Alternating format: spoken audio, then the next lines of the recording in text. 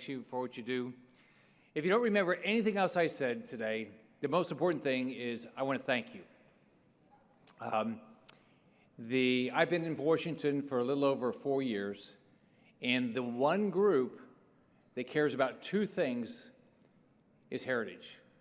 They actually really care about good policy, and they really push good policy. They bring up good policy. They promote good policy. They help you move good policy along. They work with your office.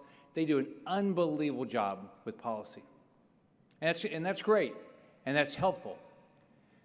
But if you look at it, there's only one group up here that is really active both on the policy side and on the action side.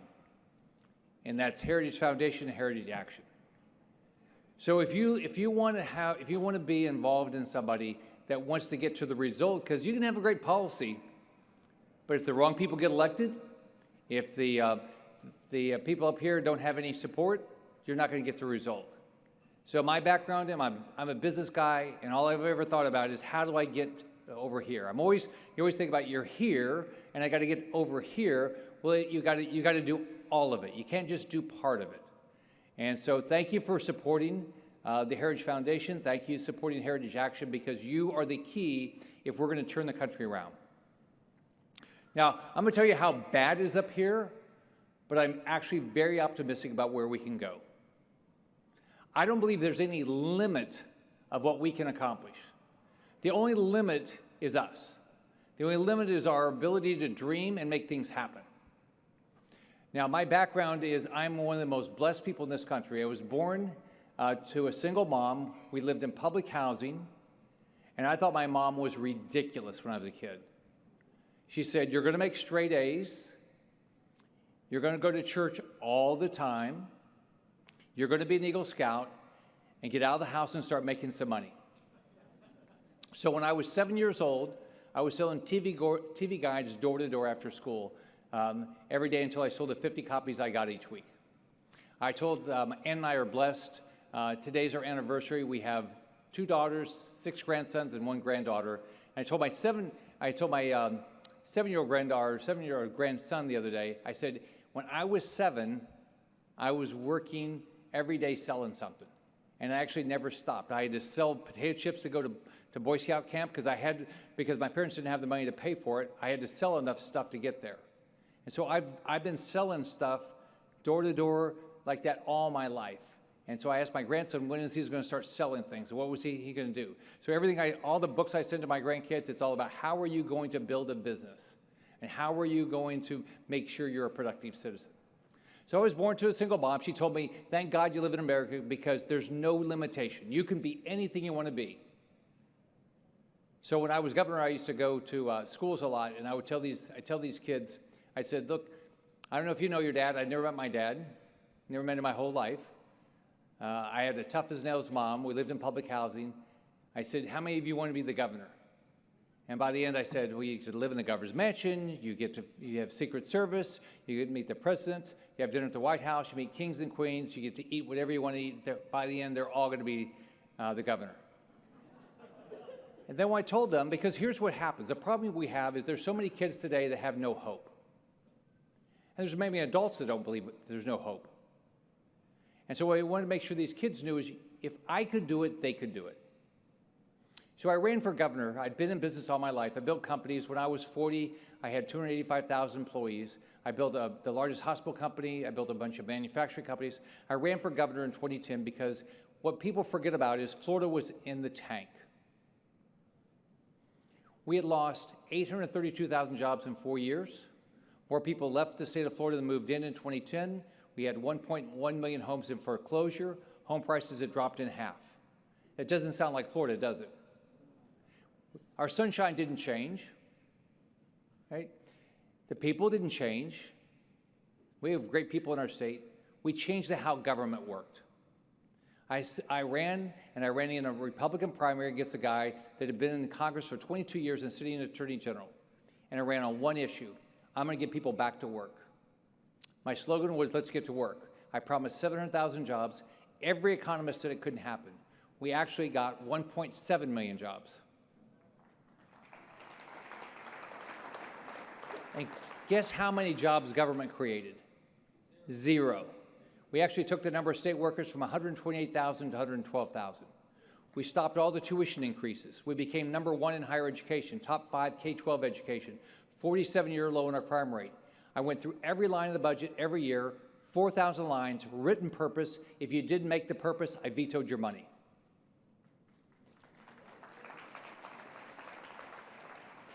Now, I've been up here for 4 years. I ran to do the exact same thing up here. DC is completely dysfunctional. What you see on TV is actually how it works. There is no accountability up here yet. There's not any accountability in any bill we pass. Nothing. None. We don't pass budgets. We don't review budgets. You can't even get a copy of the budget. You can get a copy of a spending bill. We don't do budgets. I'm on the budget committee. So I mean, just let's think of what's happened just in the last 2 years. It takes 60 votes in the Senate to pass anything, right? We could have fought. We're having a great fight right now, and I'm optimistic on the debt ceiling. We could have done that in 2021. 10 Republicans helped the Democrats pass the debt ceiling with no structural change, no cuts to anything. Then we passed an infrastructure bill with more than 10 Republicans. It took at least 10 Republicans to pass. We passed that, and it spent incrementally for roads, bridges, airports, and seaports. This is infrastructure. What I spent per year in Florida for those 4 things, that's what incrementally we're going to spend over the next 10 years for the country. It was all Green New Deal. We passed a CHIPS bill with Republican support. Here's how it's going to work. If anybody here works for Intel Corporation, here's how your company's going to get money. The company made $20 billion last year, CEO $180 million. I'm happy that people make money. I'm a business guy. We're going to give them $4 billion to build a plant they committed to build, $1 billion tax credit, $4 billion tax write-off. Their CEO came and testified. Now, this is a bill that Republicans helped them pass. Their CEO came and testified, said, this is an anti-China bill. Oh, absolutely. I said, right now, about 40% of your revenues come out of China. Are you going to change anything you do when you get all that money? No. I said, when China invades Taiwan, will you change what you do? Absolutely not. Horrible bill. Omnibus, another word, omnibus bill. We could have waited 2 weeks and Kevin McCarthy would have written that bill, right? We could have waited. They gave us at 1:30 in the morning, the Tuesday before Christmas, because everybody wants to go home for Christmas. We could have waited. We could have done another continuing resolution, which we've been doing since October. $1.7 trillion, 3 times the size of the Bible. We voted on it within 48 hours, 7,500 earmarks, and it took Republican votes to pass, and it did. Yeah. So I decided to run against Mitch McConnell.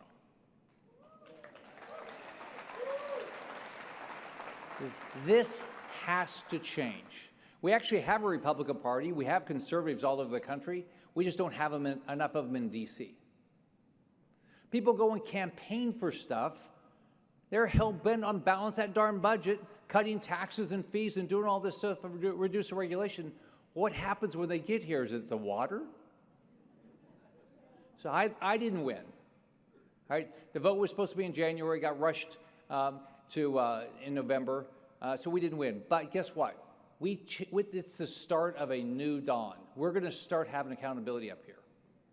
And we're doing more of it right now. We're actually having in our lunches, we actually talk about policy. So I believe that if we continue to fight for what we believe in, I believe that because look, the country's in deep trouble. But I believe if we fight and get the right people elected and help those people when they get elected with policy ideas and how to help them sell those ideas through the action side, that we'll change the direction of the country. I put out a plan, and within 24 hours, Joe Biden, Chuck Schumer, and Mitch McConnell attacked me. with the same talking point. A complete lie. Because guess what? Up here, no one wants a plan. Like when I was 40 years old, I owed $10 billion. Do you think I could have gone to any bank and said, I don't know what I'm going to do with the money. I don't know if I'll get a return, but will you give me some money? No. But up here, they believe they can run for re-election just saying, that guy's bad. So if I went to the bank and said, I don't know what I'm going to do, but the people in this industry that I want to be in are really not doing a very good job, so give me a bunch of money. They would have laughed at me. But that's what we're doing. So we have got to have a plan. I put out mine. You can go to rescueamerica.com. And what I tell people, you don't have to agree with my plan. Put out your own. Let's fight about it. That's what we're supposed to do up here. If you follow the Senate right now, we generally don't have many amendment votes. We don't even go through committees. The bills come to the floor, generally with no amendment votes, and then we just have to do up or down. It shouldn't work this way. So when I ran, I said, we're going to run this place, you know, like you should run it. We all represent our states. We should be willing to fight over what we believe in. If I can't sell it, that's my fault. If it's different, if you should be doing something different for your state, vote that way. Because if we all did what the Constitution said and represented our states, then we wouldn't have $31.5 trillion worth of debt. You know, if you look at the CBO score, we're going to get to mid-50s in debt within 10 years. And by the way, we don't have any conversations about that. So let me just talk about the debt ceiling conversation we're having right now. So 6 of us have been working together in the Senate since the run against McConnell. Mike Lee, Ron Johnson, Mike Braun, or Rand Paul, and Ted Cruz and I. And we've been every week talking about how are we going to change the conversation about the fiscal responsibility of Congress. And once a week we've been meeting with House members. And so the Freedom Caucus actually put out something that was logical that they can sell. The bites at the apple to fix this fiscally is, one, get everything we can to get structural change and cut everything we can with this debt ceiling fight. Then pass real budgets. Go through, have votes on the budget. Let's fight over it. And then everything we do, we're every day. How do we get to live within our means? And by the way, people say you can't do that. We all do it. We all do it. I walked in with a $4 billion budget deficit, and I remember I went through all 4,000 lines right after I got elected. I put out a budget, and they said, well, we do this. I said, well, my family had that problem, and we didn't get any money. I said, I said, why do we have to do that? And people were shocked that somebody would actually go through the budget. And I said, by the way, this is what our projected revenues are. We will not spend more money than this. So we will allocate the dollars, looks like every family does. That's what we have to do up here. It can't be up here, everybody gets everything they want.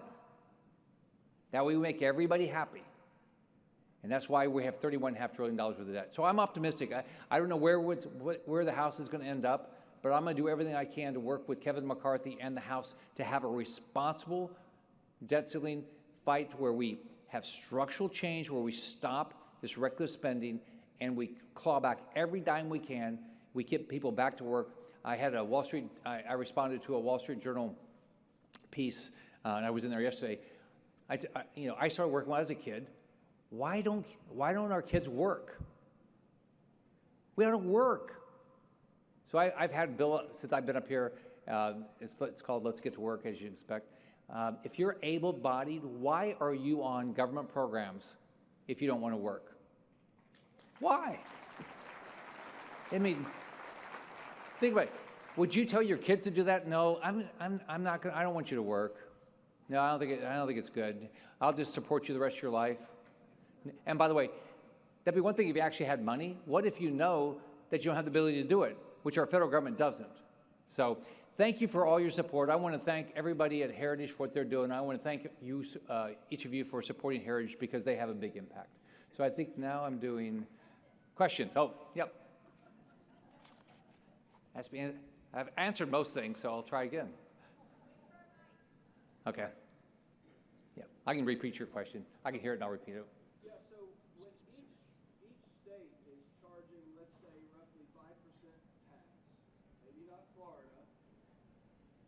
Each state charges like roughly 5% tax, but the federal government is taking like 40-something% of an average person's money. I don't think that's the way the founders intended it. You're on the budget committee. I'll just let you take it from there. So our government should be way smaller. So when I build companies, I started companies from scratch, and so what you got to do is you got to figure out how to reduce your overhead all the time. So, and then when I was in manufacturing, the expectation was I had to cut my cost every year to keep my clients. I mean, by contract I did. It's totally different. It's totally different in government. As soon as I went to the governor's office, the expectation, here's the attitude. If you don't spend more money, then you must not care about that issue. It's not to solve problems. I'll give you a story. My whole campaign in 2010 was about getting people back to work. So all I've done with my life is I bought screwed up businesses and I fixed them up and I sold them. That's how I made money. So I started going agency by agency. I'll just give you one story. I go to the agency that does unemployment. Okay, it's right after I got elected. I said, how's it work? They said, Governor, we're open 6 days a week because unemployed Floridians don't have enough time to apply for unemployment during the week. It gets better. They're dead serious, by the way. I said, I read this article that you could be in prison and continue to get your unemployment benefits until they run out. Well, yeah. I said, you realize we run the prison system. We know who's in prison. I said, if you found somebody that got a job and kept their benefits, would you ask for the money back? No, we didn't do that. I said, if you go on unemployment, do you have to do anything? They said, yeah, we have to apply for 5 jobs a week. I said, how's that going? We don't enforce it. I said, let me ask you a question. What is your purpose? Most of these problems, it's not the people that work in government, it's the leadership in government. I said, what is your purpose? They said, our purpose is to get everybody we can in Florida on unemployment because the state only pays 26 weeks. Thank God for Barack Obama. He gave us another 73 weeks for free because we don't have to pay for that, right? And that's 99 weeks. Eventually, our economy will turn around if we can get everybody we can on unemployment. That was the attitude. So I said, okay, so we're going to enforce the law, and we're not going to allow people to commit fraud. So when I left, there were 22 million people in Florida. There was about less than 100 million people on, or 1 million people on unemployment when I got started. And when I left, there were 61,000. All we did was we went to everybody on unemployment and say, why are you on unemployment? And we worked to find everybody a job. So the way we should think about government, we should make government smaller every year as your taxes should go down every year. So just, as an example, even since 2019, through this pandemic, our population grew by 1.8%. Well, shouldn't your taxes go down by 1.8% then? We should share the same, unless it's some massive problem, we solve most problems. And by the way, here's how bad the numbers are. Population since 2019, pre-COVID, is up 1.8%. How much is Biden's budget up? 55%. So I think what we should expect is every tax and every fee we could cut or get rid of, we should do it every year. But I can tell you what, the most important thing we can do, the taxes are important, it's the regulatory environment and the permitting. So of all the things I did as governor of Florida to get more jobs, it was one, I asked for them. Number two is I cut 20% of the regulations, right? We didn't need them. And I streamlined the permitting. So when I became governor of Florida, you were going to we have 5 water management districts. You were entitled to a permit, but we made sure you hired a lobbyist and a lawyer before you could get it. And the average time to get a permit you were entitled to get was 2 years. By the time I left, it was under 5 days. Because you were entitled to it. But no, it shouldn't be 5% or 40%. It should be, we should cut it every year. What else? So I'm supposed to do the mic. I follow the rules, whatever the rules are. Hello. Can I hold it? Oh. So we know when people run for Congress, which is not easy, these people are filled with integrity and real commitment and real intention to do good. And then what happens in Washington? They get compromised somehow. Is it the lobbyists? Is it the Chinese? Is everybody in Washington being paid off by somebody to keep things exactly the way they are? Because that's what it seems like. You know, you don't call me out, I won't call you out, and nothing changes. What can be done about that? And we know Biden is one example, but beyond that, what else is going on there? So here's the way I think about it. First off, people come to you guys for money, right? All these politicians come to you for money. How many of them would you hire? So whose fault is it? Theirs or yours? What are your standards? And then if you help somebody, think about it like a job interview. When I ran, I gave people a plan. I had a 7-step plan. And then I told people constantly if I did it. Right? And so I told people, here's what I'm going to do if you hire me, and here's how I'm doing. Why don't we do that as donors? Say, okay, what are you going to do? Write it down and say, okay, so this is exactly what you're going to do, and I want a report card on how you did. Because they're going to come back to you for money. Are you going to give money if they don't do it? If they don't do other stuff in your life? If they say they're going to cut your grass and they don't cut it, you give them money? It's us. We've got to have higher standards. Now look, there's unbelievable pressure to go along. Let me tell you how the money follows in the Senate. So in a Senate race, there's 3 pockets of money. There's what you can raise for a campaign. You can raise $6,600. Thanks to Biden, inflation went up. $6,600 per person per cycle. Then the Democrats have a Senate committee, Republicans have a Senate committee, and if you look at what they raise, they can be involved in about 6 races, and they can spend about $15 million a race. If you're good, right, you can raise $10 to $25 million for your campaign account. Schumer and McConnell each have super PACs. These super PACs will have $500 million in them. Now, the negative, and people can give whatever they want to those. No caps. There's caps on the Senate committee. Now, they have to pay more for the ads and stuff like that. But let me give you a race. My race in 10, Schumer's PAC spent $65 million against me. There's no way in God's green earth I could raise $65 million. So now, if the money flows that way, where do you think your allegiance is? Right? You're going to vote against the person that gives you the money to win your race? It's pretty hard to do when they might spend 30 or 40 or $50 million in your race.